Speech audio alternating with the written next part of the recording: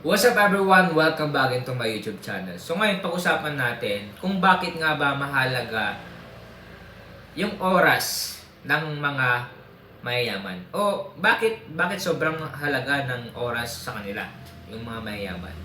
Bago tayo magsimula sa ating vlog or topic ngayon, kung bago ka lang sa aking YouTube channel, please subscribe, click notification bell para update po kayo sa aking mga bagong vlog in the future. Okay? Or ma-update kayo sa aking mga vlog na bagong i-upload.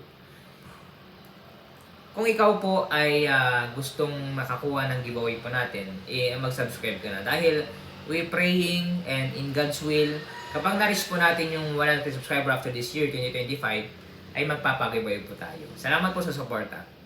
Ngayon, balik tayo sa ating topic. Bakit nga ba sobrang halaga ng oras ng mga mayayaman? Okay? So, ito yung mga dahilan kung bakit sobrang halaga ng oras ng mga mayayaman. Yung mga mayayaman kasi, or mga disiplinadong tao, yung oras is valuable. Anong sabi dun sa motto ng sinasabi nila? Time is gold. Okay? Ang oras, hindi mo pwedeng ibalik yung mga time na mayroong opportunity na isang beses lang mangyayari sa buhay natin. Kaya yung mga mayayaman, talagang hands-on sila. At siguro makita niyo yung mga mayayaman na mayroong relo lagi. Okay? So, ito yung dahilan, doon yung makikita yung mga mayayaman or disiplinado sa oras kapag meron silang relo. Kung wala silang relo, it means hindi sila accountable sa oras. O kaya naman, hindi nila kayang i-manage yung oras nila. Hindi sila on time. Kaya, simula ngayon, magkaroon ka ng relo.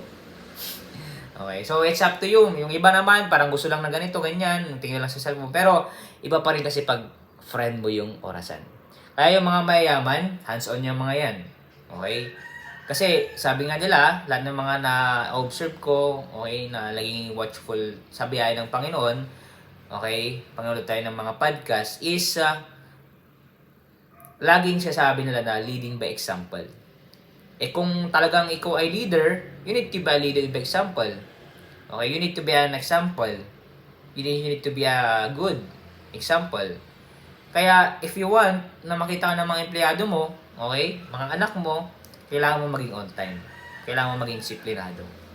Okay, kaya, mahalaga yung oras nila. At the same time, yung mga mayaman, ito yung bonus ko sa inyo, kaya mahalaga yung oras nila kasi nga, ayaw nilang may mawala sa kanila. Kasi every second, every minute, every hour, kapag hindi nila nagawa yung kanilang mga responsibility, may nawawala sa kanila. Especially, baka millions yung nawawala sa kanila kapag hindi nila nagawa yung kanilang mga responsibility. Kagaya dun sa parable of talent, tama?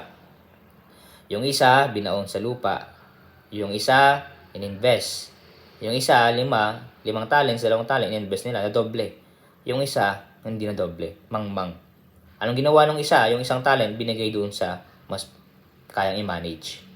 Kaya kung kaya mo i-manage yung oras mo, at malaki yung ipagkatiwala sa iyo ng Panginoon na pera or talent, kailangan mong alagaan yung talent na ibinigay sa iyo ng Panginoon para mas pagkatiwalaan ka pa sa mas malaki. Yan lang naman. Okay, so sana nakatulong sa inyo. If you want to buy my book, please click the Facebook page or link sa description. Message lang po kayo. Salamat po and God bless.